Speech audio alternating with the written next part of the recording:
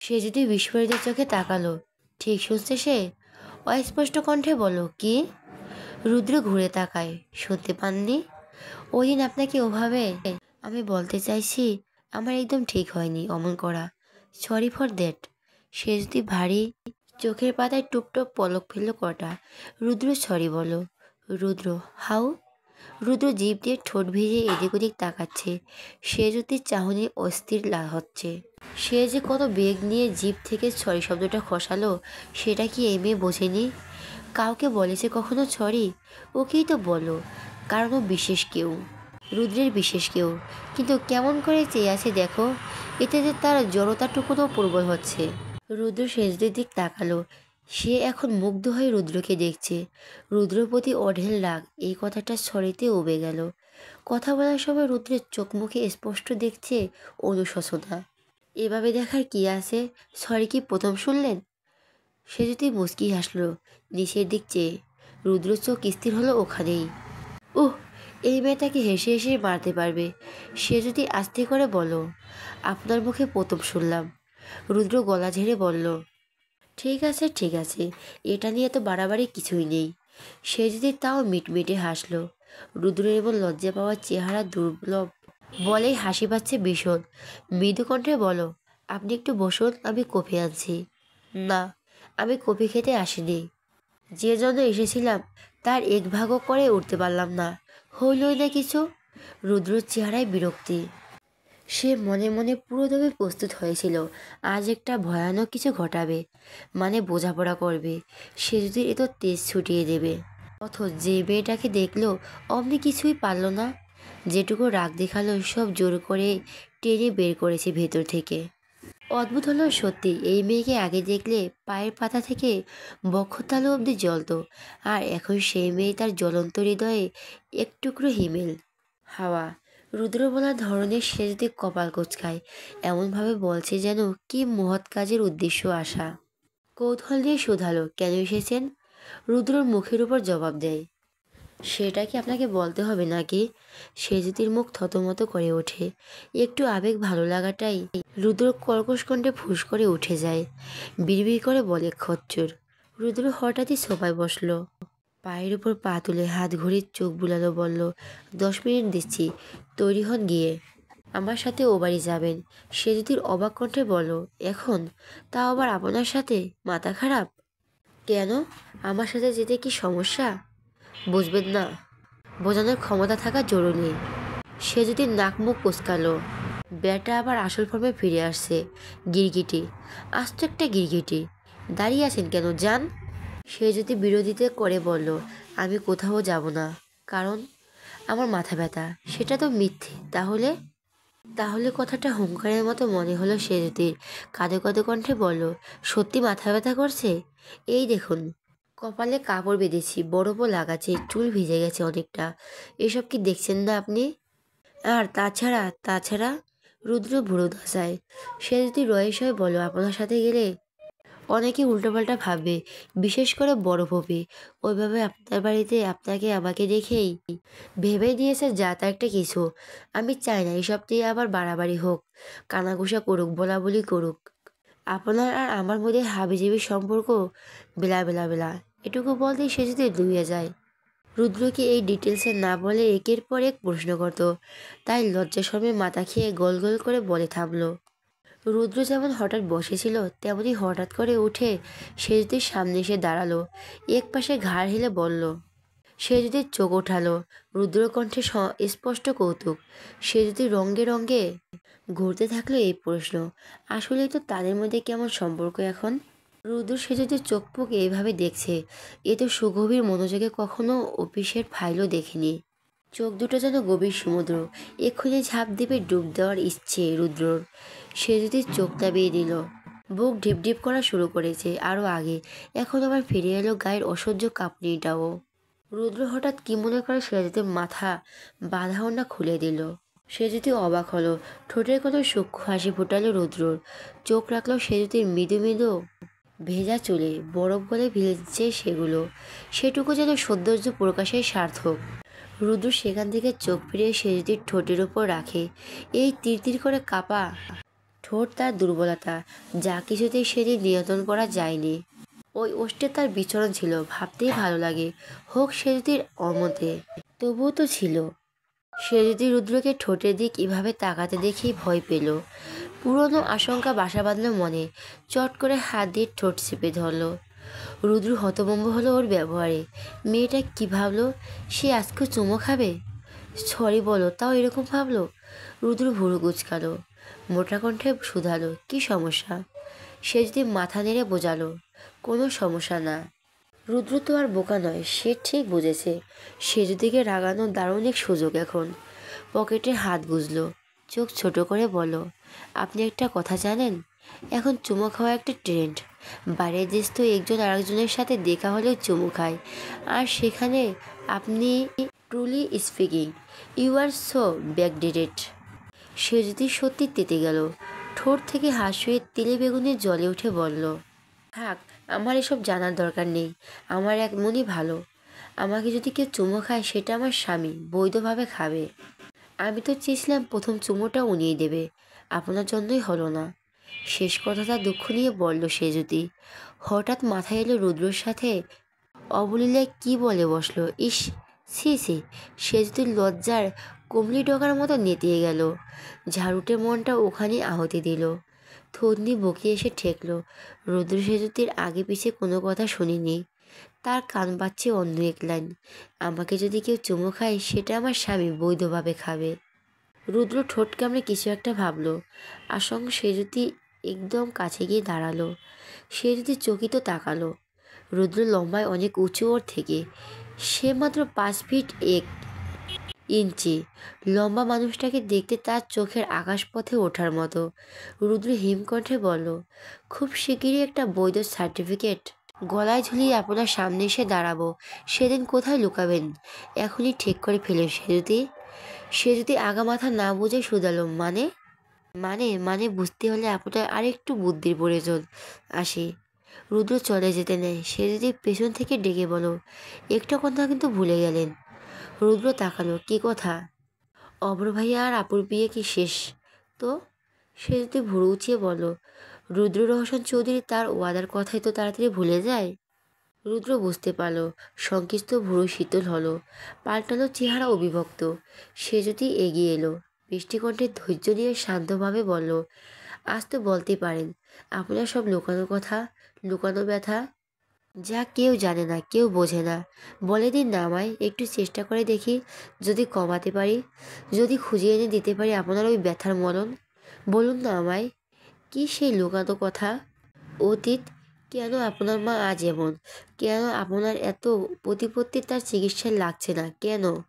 আমার অস্তিত্ব তখন পৃথিবীতে নেই।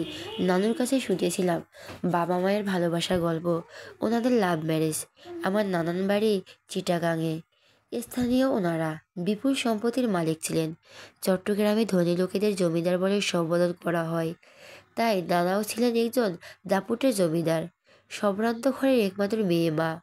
আর সেখানে বাবা মধ্যবিত্ত। বড় মামার বন্ধু ছিলেন আমার বাবা। বাড়িতে আসা যাওয়া ছিল সহজ, স্বাভাবিক।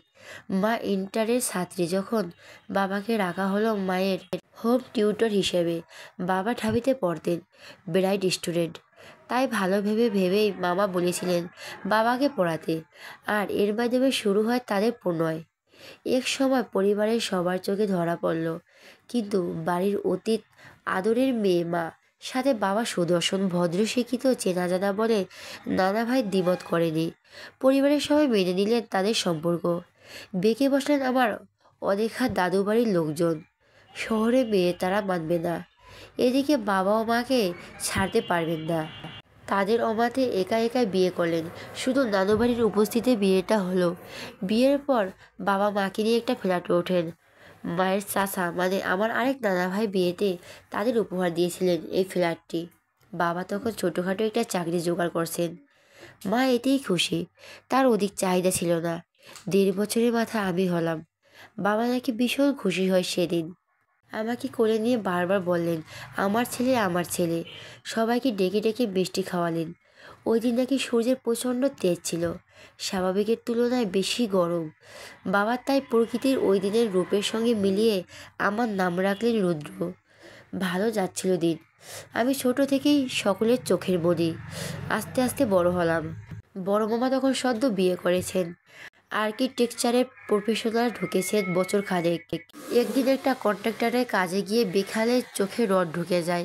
পুরো বাড়িতে কান্নার রোল পড়লো। সবাই ছুটে যায় হাসপাতালে। ডাক্তার জানালেন চোখ নষ্ট হবার আশঙ্কা আছে। রেটিনার আঘাত লেগেছে কিনা টেস্টের পর বোঝা যাবে। নানাভাই ভেঙে পড়লেন। সাথে মামি, নানুও। বাবা নানাভাইকে বোঝালেন, বলেন দেশের এসব সস্তা হাসপাতালের উপর ভরসা করা লাভ নেই। মামার চোখ ঠিক করতে হলে ওনাকে বিদেশে নেওয়া প্রয়োজন। একমাত্র ছেলে। মমতায় আপ্লুত হয়ে বাবার কথা মানলেন নানাভাই। ব্যবসা বাড়ির সব বাবার কাঁধে দিয়ে ছুটলেন সিঙ্গাপুর। মামি আর অসুস্থ মামাকে নিয়ে নানাভাই চলে গেলেন। আমি তখনও অত কিছু বুঝি না। মামা অত্যন্ত প্রাণ ছিল। নানু বাড়ি গেলে মামাকে খুঁজতাম। বাবা প্রায়শই বাইরে বাইরে থাকতেন। ব্যবসার জন্য যেতে হতো। বেশিরভাগ ফ্ল্যাটে আমি আর আমার মা। দিনগুলো খারাপ ছিল না। মায়ের আদুরে আমি সারাক্ষণ মায়ের আঁচলে আগলে থাকা অভ্যাস করিনি। মা আমাকে বড্ড আদর করে ডাকতেন রোদু। বাবা সপ্তাহে 3 দিন থাকতেন আমাদের সঙ্গে। একদিন মাঝরাতে চিৎকার চেঁচামেচির শব্দে আমার ঘুম ভাঙলো। পাশের ঘর থেকে আসছিল। আমি চোখে ঘুম দিয়ে দরজার সামনে গিয়ে দাঁড়াই। দরজা ভেজানো। উকি দিয়ে দেখি মা বাবার সাথে রাগারাগি করছেন। কী নিয়ে করছেন আমি বুঝিনি। প্রথমে বাবার মতো আমার ঝগড়াঝাটি দেখে আমার বাচ্চা মনে প্রবল প্রভাব পড়ল। আতঙ্কিত আমার ঘুম উবে গেল। বাবার কর্কশ কণ্ঠ, মায়ের কান্না, সব মিলিয়ে ভয়ে কেঁদে ফেলি। আমার কান্না শুনতে থেমে গেল দুজন। বাবা এক নজর আমাকে দেখে চলে গেলেন অন্য রুমে। মা এসে আমাকে বুকে জড়িয়ে ধরলেন, পিঠে হাত বুলিয়ে শান্ত করলেন, কাঁধে জড়িয়ে ধরে ঘুম পড়ালেন। এরপর থেকে প্রায় দিন তাতে ঝগড়ার শব্দ। ঘুম ভাঙা যেন আমার দৈনন্দিন রুটিনে পরিণত হলো। বাবা যেদিন বাসায় আসতেন সেদিন রাতেই যেন তাদের লড়াই লেগে যায়। তবে ওনারা কিন্তু আমার সামনে কখনো ঝগড়া করেনি, আর না বাবা কখনো মায়ের গালে হাত তুলেছেন। আমি অত্যন্ত দেখিনি। তাদের যতই ঝগড়া হোক, কথা কাটাকাটি হোক, সকালে উঠে দেখতাম সব স্বাভাবিক। বাবা অফিসে আর মা রান্নাঘরে। কে বলবে ওনারা কেউ কাউকে একটা কথায় ছাড় দেয় না ঝগড়ায়? কী নিয়ে তাদের এত ঝগড়া আমি বুঝিনি। দিনে যাদের খুঁজে পেতাম একজোড়া সুখী দম্পতি হিসাবে, রাতের অন্ধকারে তাদের এই রূপ আমি মেনে নিতে পারতাম না। ছোট্ট মনের চাপ সৃষ্টি হলো। ক্লাসের পরীক্ষার রেজাল্ট খারাপ করলাম। মা কিছু বলেনি, কিন্তু বাবা বকাঝকা করলেন। একদিন দুপুরে স্কুল থেকে ফিরছি। ক্লাসে ক্লান্ত আমি বাসার দরজায় পা রাখতে থমকালাম। বাবা রেগে মেগে বাসা থেকে বের হচ্ছেন। ফুলুরে ভাঙা ফুলদানি, পানির জগ ছড়িয়ে ছিটিয়ে পড়ে আছে। বাবা আমাকে দেখেও দেখেনি। যেতে যেতে মাকে বলছেন, তোর সংসারে তুই আর তোর ছেলেই থাক, আমি যাচ্ছি। আমি সেদিন খুব অবাক হই। বাবার নতুন রূপে আমি স্তব্ধ। এই প্রথম এই প্রথম মাকে তুই তুকানি করতে বললে শুনলাম। বাবা আমাকে দেখে দাঁড়ালেন। কী ভেবে আবার চলে গেলেন পাশ কাটিয়ে। আমি ঘুরে দেখি মা ফুলের বসে কাঁদছেন। বলা যায় হাহাকার করছিলেন। কিছু একটা শেষ হয়ে গিয়েছে এমন হাহাকার। আমাকে দেখতে দৌড়ে এসে জড়িয়ে ধরলেন, হাউমাউ করে কাঁদলেন। আগে থেকে জোরালো হলো সেই কান্না। আমি তখন স্তবের মতো দাঁড়িয়ে। কোনো কিছু আমার কাছে স্পষ্ট নয়। জন্মের পর যাদের হ্যাপি কাপল হিসাবে জেনেছি, তাদের মধ্যে কেন এত অশান্তি? মা আমাকে কিচ্ছু বললেন না। চোখে মুখে আমার কাঁধ থেকে ব্যাগ নিয়ে বললেন, ফ্রেশ হতে খাবার দিচ্ছেন। আমি মাকে কিচ্ছু জিজ্ঞেস করার সাহসও পাইনি। কি হচ্ছে, কেন হচ্ছে জানতে মন চাইলেও প্রশ্ন করিনি। অতদিনে তাদের এই অশান্তিতে আমি অভ্যস্ত। মা আমাকে খাইয়ে দাইয়ে ঘুম পড়ালেন, নিজে কিন্তু খাইনি। আমি খেতে বললেও না। আমি গভীর ঘুমে। কলিং বেলের উৎকীর্ণ শব্দে জেগে উঠলাম আমি। প্রথমে আলসেমি করে উঠিনি। মা তো রয়েছেন, কেউ এলে দরজা উনিই খুলবেন। অনেকক্ষণ হলো ডোরবেল বাজা থামলো না। বাধ্য হয়ে বিছানা ছাড়ি, রুমের বাইরে এসে মাকে ডাকি। কোনো সাড়া নেই। ফাঁকা বাড়ি। অজ্ঞাত আমি গিয়েই দরজা খুললাম। ওপাশ থেকে অচেনা লোক। উনি আমাকে দেখে জিজ্ঞেস করলেন আমার নাম কি। নাম শুনে বলেন বাবার অ্যাক্সিডেন্ট হয়েছে, স্পট ডেট। মা ওখানেই গিয়েছেন। আমাকে নিয়ে যেতে বললেন সাথে করে। আমি কেঁদে ফেললাম। বাবা মারা গিয়েছেন, কাঁদবে না। সঙ্গে সঙ্গে ছুটলাম লোকটার সাথে। একবারও ভাবলাম না ওনাকে আমি চিনি না, আগে কখনো দেখিনি। কেন যাচ্ছি ওনার এক কথায়। অর্ধেক পর যেতেই উনি কারোর সাথে ফোনে কথা বললেন। লাইন কেটে গাড়ি ঘুরিয়ে আবার বাসার রাস্তা ধরলেন। আমি অবাক হয়ে আবার অনেকবার প্রশ্ন করলাম, বাবার কাছে যাবে না? অথচ উনি উত্তর দিলেন না, উল্টে আমাকে ধমকে বলেন, চুপ থাকো। ছোট্ট আমি চুপ করে গেলাম। বাড়ির কাছাকাছি আসতে আমার মাথায় আকাশ ভেঙে পড়লো। সামনে আমাদের ফ্ল্যাট, পুরো ফ্ল্যাটে আগুন দাউ দাউ করে জ্বলছে, পুরো আঙ্গার হচ্ছে সব। বাড়ির সামনে প্রচুর ভিড়, ফায়ার সার্ভিস আগুন নিয়ন্ত্রণের চেষ্টায়। হঠাৎ দেখলেন মা রাস্তায় আছড়ে পড়ে কাঁদছেন, কেঁদে কেঁদে আমাকে ডাকছেন। আশেপাশে অনেকেই তাকে সান্ত্বনা দিচ্ছেন, মা শুনছেন না। আমি গাড়ি থেকে যত্র দাবতে চাইলাম, কিন্তু কিছুতেই দরজা খুলতে পারলাম না। অপরিচিত লোকটাকে বললাম, অনুরোধ করলাম আমাকে একটু সাহায্য করতে। দরজাটা খুলে দিতেই আমার মায়ের কাছে যাওয়া দরকার। উনি শোনেনি, নির্বিকার বসেছিলেন, আমার দিকে একবারও দেখেনি। চোখের সামনে মা জ্ঞান হারালো। আমি মা বলে এক গগন বিদারী চিৎকার দিতেই উনি গাড়ির দরজা খুলে দিলেন। বুঝতে পারলাম উনি ইচ্ছে করে লক করে রেখেছিলেন এতক্ষণ, কিন্তু ওনাকে নিয়ে ভাবার সময় আমার ছিল না। আমি দৌড়ে মায়ের কাছে যাই। মাকে হাসপাতালে নেওয়া হলো। খবর পেয়ে নানু চিটাগাং থেকে ফ্ল্যাটে ছুটে এলেন। অতক্ষণ আমি একা, বাবা নেই। এই দুঃখে অন্যদিকে মা অসুস্থ। তৃতীয়ত আমাদের সংসারটা জ্বলে গেল, নিঃশেষ হলো। সব শুনে নানু আমাকে জড়িয়ে ধরে কাঁদলেন। পৌরা নারীটা সব সামলে উঠতে হিমশিম খাওয়া অবস্থা। একদিকে আমি, অন্যদিকে মা। বাবা নেই, নানা ভাই নেই, মামা নেই। আমি তো ছোট মানুষ। যখন মায়ের জ্ঞান ফিরল, ডাক্তার বেরিয়ে প্রথমে নানুকে জিজ্ঞেস করলেন, মা রাতারাতি কোনো শক পেয়েছে? এমন কিছু ঘটেছে তার জীবনে? আমি পাশেই দাঁড়িয়ে। নানু একবার আমার মুখ দেখে বলেন, হ্যাঁ, আমার মেয়ে জামাই আজ বিকেলে সড়ক দুর্ঘটনায় মারা গেছে। ওর লাশটাও পাইনি আমরা। ডাক্তার লোকটি গভীর ভাবলেন, এরপর আমার জীবনের সবচেয়ে অপ্রিয় কথা শোনালেন। ওনাদের ধারণা মা বাবার মৃত্যু মেনে নিতে পারেনি, মস্তিষ্কে চাপ পেয়েছে, ওনার মানসিক চিকিৎসার প্রয়োজন। এক কথা উনি পাগল। নানু শুনে জ্ঞান হারালেন। আমি তখন শক্ত পাথরের মতো দাঁড়িয়ে আছি, মাথা ঘুরেছিল। আমার মা পাগল? খবর পেয়ে নানা ভাই, মামা মামি চলে এলেন দেশে। মামা ততদিনে মোটামুটি সুস্থ, চোখে চশমা নিতে হয়েছে। মাকে রাখা হলো পাবনায়। মায়ের অসুস্থতা আমার কেউ মানতে পারলাম না। মা কাউকে দেখলেই রেগে যাচ্ছেন, আর সেটা সব থেকে বেশি আমাকে। জিনিসপত্র ছুঁড়ে মারছেন, বিড়বিড় করে একা একা কথা বলছেন, হুঙ্কার দিয়ে বলছেন, দূরে থাকো সবাই। ডাক্তার নানাভাইকে বোঝালেন, আমাকে দেখলেই যেহেতু বিরক্ত, তাই যেন আমাকে সামনে আনা না হয়। এরকম হলে মায়ের আরও ক্ষতি হবে। কিন্তু আমি তো মা ছাড়া কখনো থাকিনি, অত শত আমি বুঝলাম না। এরকম হলে মায়ের আরও ক্ষতি হবে, কিন্তু আমি তো মা ছাড়া কখনো থাকিনি, অত শত আমি বুঝলাম না। মায়ের কাছে যাওয়ার জন্য হাত পা ছড়িয়ে কাঁদতাম। নানা ভাই আর মামা অকুল পাথর পড়লেন কি আমাকে সামলানো। অন্যদিকে মায়ের অবস্থা, সব মিলিয়ে আমাকে না জানিয়ে মা এই অ্যাসাইলামটায় শিফট করলেন, যাতে আমি ঘুণাক্ষরে টের না পাই। মা ছাড়া শোকে আমি বিছানায় পড়লাম, 3 মাস টানা বিছানায়। মামি, নানু এরাই আমাকে দেখভাল করতেন। 6 মাস আমার অমন অসুস্থতা গেল।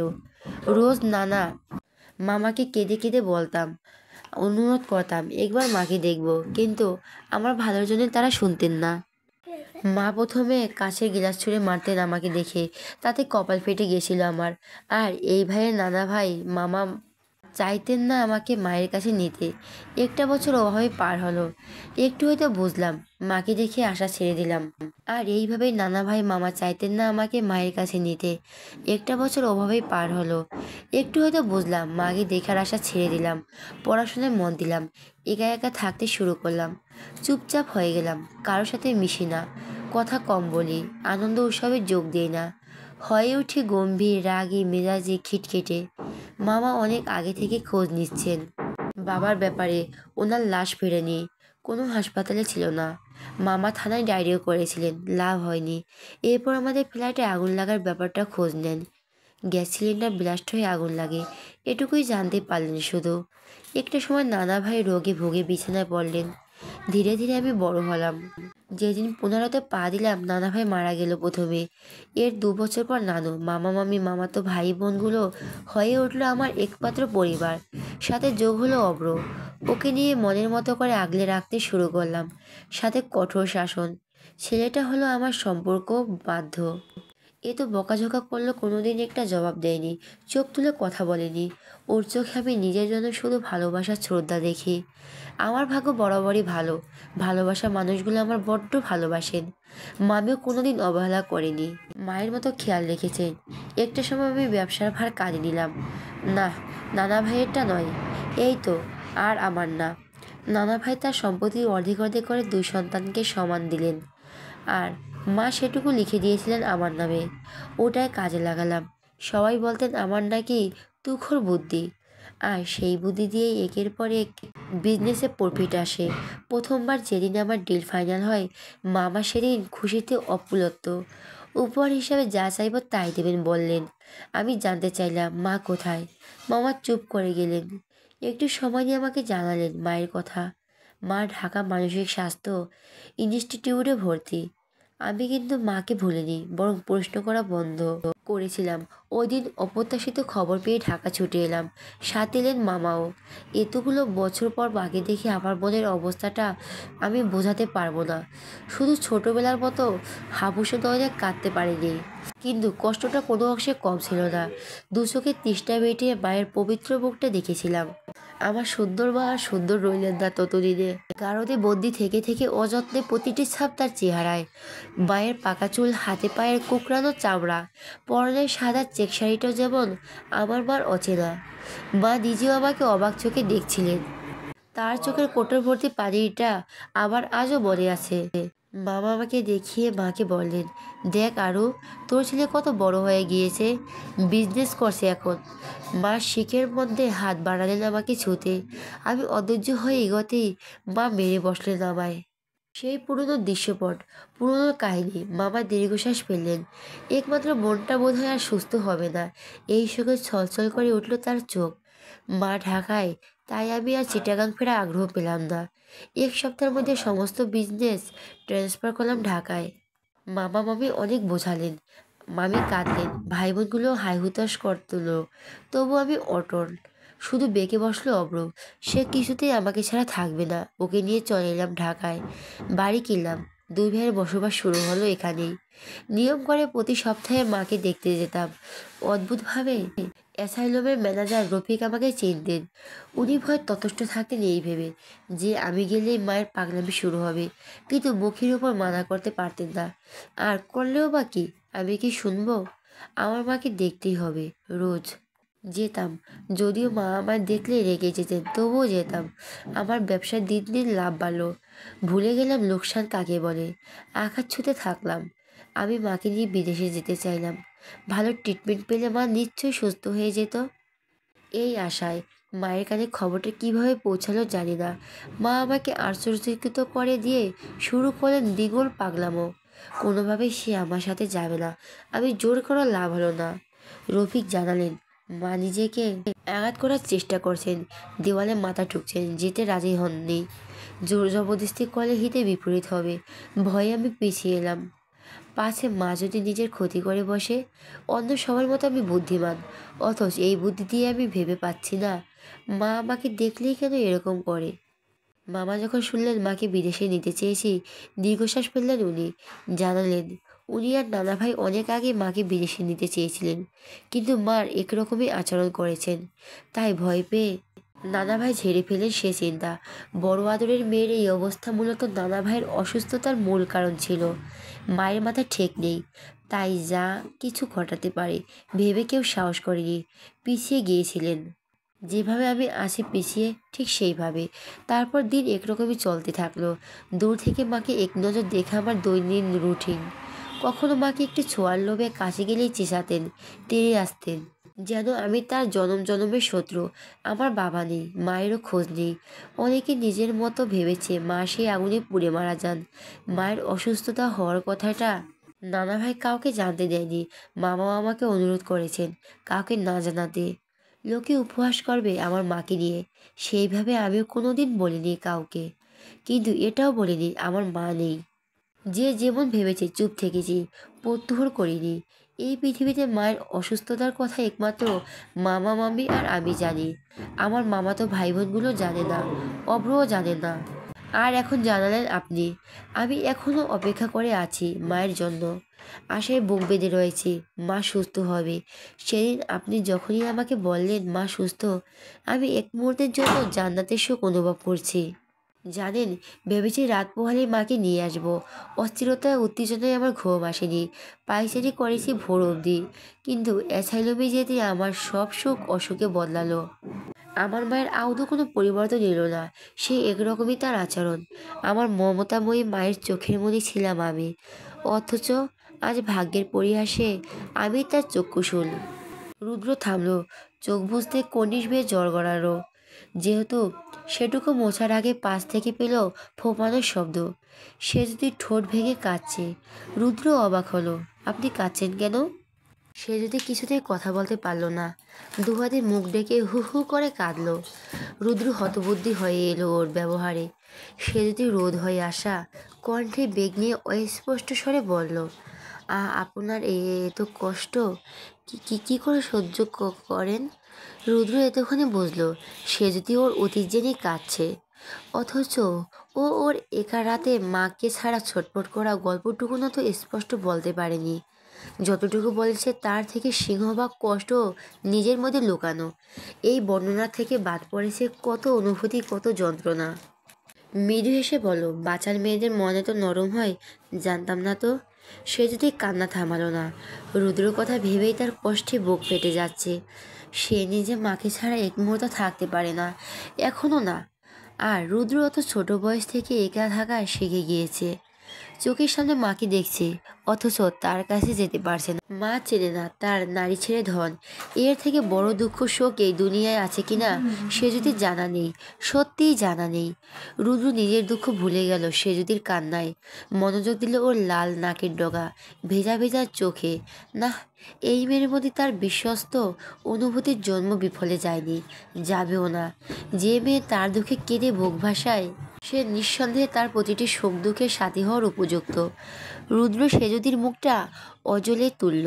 কান্না তৎক্ষণাৎ থেমে গেল সেজুদির। অবাক চোখে তাকালো।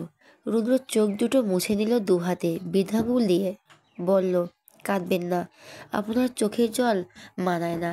সবসময় বকবক করে আমার মাথা খাওয়ার মেয়েটাকে পছন্দ করে সবাই।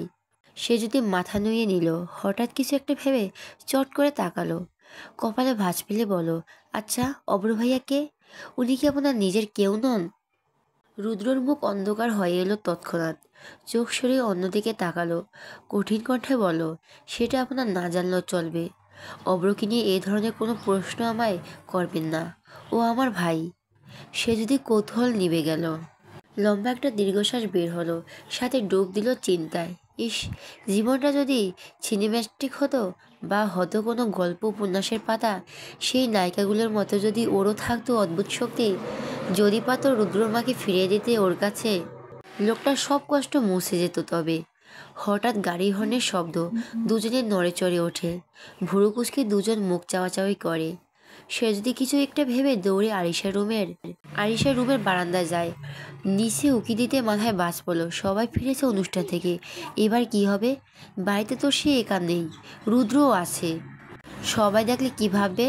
মাথায় আরেকটা চক্কর কাটলো তখন, যখন দেখলো বাড়ির সামনে রুদ্র কালো গাড়িটাও দাঁড় করানো। সে যদি এবার জ্ঞান হারাবে। বাড়ির লোকের সাথে অব্র আরিশাও ফিরেছে। সে যদি এবার জ্ঞান হারাবে। বাড়ির লোকের সাথে অব্র আরিশাও ফিরেছে। অব্র ভাই নিশ্চিত তার ভাইয়ের গাড়ি চিনবেই। শেষ। আর সে যদিও শেষ, বাঁচার কোনো উপায়ই রইল না। সে যদি মাথায় হাত দিয়ে বসে পড়ল ওখানেই, বারান্দার মেঝেতে বিড়বিড় করে পড়ল। বৌভাতের অনুষ্ঠান ছিল সন্ধ্যায়। সেই মোতাবেক আমিরা সবাই বিকেলে বের হলেন। এখন রাত 10টার কাছাকাছি ফিরল সকলে। মেয়ে জামাই সাথে নিয়ে ফিরেছেন আমির মোনারা। বাড়ির সামনে রুদ্র কালো গাড়ি করে চোখ এড়ায়নি। অব্র চিনেছে এক কথায়। অন্যদের একটু সময় লেগেছে। এত বড় দামি চকচকে গাড়িটা তাদের বিল্ডিংয়ের কারোরই হবে না। এছাড়া এই গাড়ি খুব চেনা। রুদ্র গাড়ি নিঃসন্দেহে বলা যায়। আরেকবার এই গাড়ি সমেত রুদ্রকে দেখেছেন আমির মোনারা দুজনেই। হলুদের সময় যখন এ বাড়িতে এলো, তখনও রুদ্র এই বাড়ির গাড়িতেই এসেছে। তাই অন্যরাও মোটামুটি চিনল। কিন্তু ওখানে বসে এই নিয়ে কেউ একটা কথা তোলেনি। তাই অন্যরাও মোটামুটি ছিল, কিন্তু ওখানে বসে এ নিয়ে কেউ একটা কথা তোলেনি। রুদ্র যদি এসেই থাকে এখানে বাসাতেই থাকবে নিশ্চয়ই। রুদ্র গাড়ি দেখে অব্র যেমন অবাক হয়েছে তেমন হচ্ছে অভিমান। ভাই তার অনুষ্ঠান থেকে কাজের কথা বলে বেরিয়েছিল, তাহলে এখানে কি করছে? বাড়িতে তো শুনেছে সে যদি একা, দুটোর মধ্যে আবার সুনামি লেগে গেল না তো? সে যদি দোয়া দূরত পড়ে মুখে ফু দিয়ে দরজা খুলতে এগোলো, সিট কিনে টানতেই ও পাশে সবাই প্রায় হুড়মুড়িয়ে ভিতরে ঢুকলো। চোখে মুখে বিচলিত ভাব সকলের। মুনারাও জিজ্ঞেস করে ফেললেন, এতক্ষণ ধরে বেল বাজাচ্ছি, খুলছিস না কেন? এই মুহূর্তে সবাইকে ছাপিয়ে তার চোখ আফিকার দিক। এই তো ঠিক ভেবেছে, আফিকের সন্দেহ চোখে চেয়ে আছেন যেন আসামি ধরার কৌশল। আর আসামিটা স্বয়ং সেজুতি নিজেই। এতে যেন কথা আরও গুলিয়ে ফেলল সেজুতি। কিছুতেই একটা কিছু বানিয়ে বলার জন্য শব্দ পেল না। তখন এই বিপদ থেকে তাকে উদ্ধার করলো আয়াত। তোর মাথা ব্যথা কমেছে সেজুতির? না কমেনি। মোনারা উদ্বিগ্ন হয়ে বলে, সে কি, এখনও কমেনি? ওষুধ খেয়েছিলি? চা খেতে বলেছিলাম কড়া করে, খেয়েছিলি? সে যদি মাথা দোলালো, কিছুই করেনি আসলে। করবে কি? রুদ্রর সাথে গল্প করেই তো সময় কাটালো। কখন যে বিকেল গড়িয়ে এত রাত হলো কে জানে। কেউ কেউ ফ্রেশ হয়ে বিশ্রাম নিতে চললো, কেউ আবার স্বল্প বিশ্রামের জন্য বসলো সোফায়। আফিকাও বসলেন দুপা উঠিয়ে। একটা মোক্ষম সুযোগ হাতে আসতে চলছে। এতদিন ধরে পেটে কষ্ট করে জমিয়ে রাখা কথাটা এইবার ব্লাস্ট করার সুযোগ। হাটে হাড়ি ভাঙা বলে মনে মনে প্রস্তুতি নিল। মজাও লাগছে ভীষণ। ক্লান্তি ভাব যেন ফুরফুরে মেজাজের কাছে হার মারল। এনামুল হক ভেতরে চলে গেলেও সে ঠায় বসে রইল। এবার আমিরের কানে কথাটা তুলবেনই তিনি। তারপর আমির বিচার করবেন। বাড়ির নিচে গাড়ি দেখে দুয়ে দুয়ে যোগ করে 4 করবেন। আর তারপর তারপর সে যদি কি হবে, আপিকে ভেবে উত্তেজিত। মেয়েটি যদি সেদিন বেয়াদবি না করতো তবে এরকম কোমর বেঁধে নামতেন না তিনি। তার উপর আবার প্রেম করে বেড়াচ্ছে, যার তার দুচক্ষের বিষ। আর তার অত সুন্দর মেয়ে সন্ধ্যা, সে এরকম করে। কত ছেলেই তো তার মেয়েকে পটাতে ব্যস্ত, মেয়েরাই তো পাত্তা দেয় না। ওর থেকে সেজুতির গায়ের রং চাপা, বয়সেও ছোট, কিন্তু চরিত্র দেখছে আরিশের জামাই থেকে বয়সে বড় ছেলে পটিয়েছে। ওই তো টাকা পয়সা দেখেই। এ কি অফিসের কাজ করে, আবার কাজ করে নাকি রংচং করে দিন পার হয়? কি জানি বাবু, আমার ওসবে কাজ নেই। আসল কথাটা আমিরের জানতে পারলেই হবে। এইভাবে আবিকা আরেকটু নড়ে চড়ে বসলেন। পরিস্থিতি হালকা পাতলা নর্মাল দেখে সে যদি স্বস্তির নিঃশ্বাস ফেলল। চোখ পড়ল অব্র আর আরিশা দিকে। আরিশা পরনে সবুজ জামদামি শাড়ি, নাকে নাকফুল, কানে হাতে গলায় ছোটোখাটো গয়না। কি সুন্দর লাগছে তার বোনটাকে, একদম নতুন পুতুল বইয়ের মতো। সে যদি হাসি মুখে এগিয়ে যেতেই আরিশা থতমত কণ্ঠে বলল, তুই আমার কাছে আসবি না? সে যদি দাঁড়িয়ে পড়ল, কেন, আমি আবার কি করলাম? আয়েশা মুখ ঘুরিয়ে বলো, বিয়ে থেকে দেখছি তোর অদ্ভুত আচরণ। আমার সাথে গেলি না, ভাবলাম খোঁজ খবর অত্যন্ত নিবি, তাও মাত্র একবার ফোন করেছি, দুদিন মিলিয়ে। আর আজ তো বৌভাতে যাসনি। ঠিক আছে, আজ না হয় তোর অসুস্থতার জন্য ছাড়া দিলাম, কিন্তু আগের দুটোর জন্য আমি তোর সাথে একটা কথাও বলবো না। সে যদি হাসলো। অব্রকে ইশারা করে বলো, দেখলেন ভাইয়া, সবাই আমাকে ছেলে মানুষ বলে, অথচ আপনি যে একটা আস্ত ছেলে মানুষ বিয়ে করেছেন, তার কি হবে? অব্র পাল্টা হাসলো, আর চোখে একবার আরিশার দিকে তাকালো। আরিশার মান ভাঙানোর একটা সুযোগের অপেক্ষায় সে নিজেই মরিয়া। কখন যে একটু সময় পাবে যেখানে নিরিবিলি বসে কথা বলা যাবে, না হয় চোখের সামনে বিরিয়ানি প্লেট সাজানো, আর সে কিনা ছুতেও পারছে না। এর থেকে বড় দুঃখ একটা নতুন বিয়ে করার ছেলের আর কি হতে পারে? তুই তুই আমার বোন না? আমার ভালোবাসিস না একটুও? সে যদি বোনের গলা জড়িয়ে ধরো। আলহাদি কণ্ঠে বলো, কে বলেছে এই কথা? নিয়ে আয় তো তাকে, এ কোপে মাথা কেটে ফেলি। আমি আমার বোনকে সব থেকে বেশি ভালোবাসি। আমি বিশ্বাস করি না এই বুঝে ভালোবাসার নমুনা। আচ্ছা সরি, এই যে কান ধরলাম, আর হবে না এমন ভুল, ক্ষমা করে দিন আপা। সে যদি দুহাত দিয়ে দোকান ধরলো। আরিশা হেসে ফেলে সতর্ক বাণী দিল, ঠিক আছে, এবারের মতো পরে এবার করলে কিন্তু। আরিশা সেজুদের কান টেনে ধরতে সে যদি ব্যস্ত কণ্ঠে বলল, আউচ, আর হবে না হবে না, পরবিস। আরিশা কান ছাড়লো, বোনকে বুকে জড়ালো। পাশ থেকে নিম্বি চোখ পিটপিট করে বলো, ও সেজুতি আপু, হবে না বললি যে? আরিশা আপু কি আবার বিয়ে করবে নাকি? এ বাবা, তখন দুলাভাইরা কি হবে? সবাই হেসে ফেললো ওর কথায়। অভ্র রিমির ছোট গাল টেনে নিয়ে বলল, তখন তোমাকে বিয়ে করে নেব, কেমন? যা। রিমি লজ্জা পেয়ে ছুটে চলে গেল ঘরে। এতে যেন সবার হাসি জোরালো হলো আলো। কিন্তু আবিকে আর এসবে মন নেই। তিনি তককে তকে রয়েছেন, কখন সবাই রুদ্র কথা তুলবে। সন্ধ্যা অনেক ক্লান্ত, শাড়ি পরেছিল, বেশি ভারী কাজ, হাতে বেশ বেশ পোহাতে হয়েছে পুরো দিন। কিন্তু চেঞ্জ করতে যাওয়ার আগ্রহটাও পাচ্ছে না, ক্রমশ উকিঝুঁকি দিচ্ছে ঘরের ভেতর। রুদ্র মধ্যে একটা গাড়ি দেখে এসেছে নিচে। ওই তো হলুদের দিন যেটাতে করে এলো আবার গেল। তাহলে উনি কি এখানেই আছেন? এদিকে তার ধৈর্যের বারটাও ভেঙে যাচ্ছে। কেউ এই ব্যাপারে কোনো কথা তুলছে না কেন? তুললে তো একটু জানতে পারবে। বড়দের মধ্যে আগ বাড়িয়ে নিজে কিছু বলার ঠিকও হবে না। তাছাড়া তার গোয়েন্দা অ্যাসিস্ট্যান্ট মা তো আছেই। কোন ছেলের ব্যাপারে জিজ্ঞেস করলে শুনলে একদম গিলে খাবে। সন্ধ্যার মনটাও ভালো নেই। একটা বার যদি রুদ্রকে একটু আলাদাভাবে পেত। আগের করার তো ভয়ে বলতো পারেনি। যা একটু সাহস করে রুদ্রের সামনে যায়। রুদ্র ধূসর চোখের চাহনির শরীর ঠান্ডা হয়ে আসে, কিন্তু বলতেই পারে না। আজ তাও মনে মনে প্রস্তুত নিয়েছিল, অথচ হলো না। রুদ্র কোথাও একটা চলে গেল। গেল তো গেল, এলোই না আর। আগামীকাল তারা বাড়ি ফিরে যাবে। যাওয়ার আগে একবার বলে গেলে ভালো হতো। অত্যন্ত ফোন নম্বরটা নিলেও হতো। ফোন আলাপে প্রেম জানতো বেশ। আজকে রাতে কিছু একটা করতে হবে। সে যদি ওপর ওপর হেসে লুটোপুটি খেলেও ভেতরে ভয়ে ছিটিয়ে আছে। গাড়িটা নিয়ে কোনো প্রশ্ন যেন না ওঠে, সেই দোয়ায় আওড়াচ্ছে। কিন্তু কোনো কিছুতে লাভ হলো না। এতক্ষণে আমি প্রশ্ন করে ফেললেন, সে যদি আসার সময় বাইরে আরুর ভাসুরের গাড়ি দেখলাম, উনি কি এসেছেন এখানে? আমিরের প্রশ্নটা সাবধান ছিল, কিন্তু গলা শুকিয়ে এলো সেজুদির। সবাই উৎসুক চোখে একযোগে পড়ল ওর দিকে। এতেই যেন হাত পা কাঁপাকাঁপি শুরু হয়। অব্র তাল মেলালো শ্বশুরের সাথে। হ্যাঁ, কথাটা আমিও জিজ্ঞেস করবো ভাবছিলাম। ভাই তো বলো আর্জেন্ট কাজের কথা, তাহলে এখানে গাড়ি কিভাবে? এ বাড়িতে মনে হয় নেই, তাই না? থাকলে নিশ্চয়ই এতক্ষণ আমাদের কথা শুনে বের হতো। আবিকা মুখ ভ্যাংচালো, মনে মনে বলো, বের হবে কি করে? নাগর কি কেউ সামনে রাখে? নিশ্চয়ই খাটের তলায় লুকিয়ে রেখেছে। তার জন্যই দরজা খুলতেই তো দেরি। আজ তো আমিও হাতে নাতে সবাইকে প্রমাণ দেবো। হুঁ।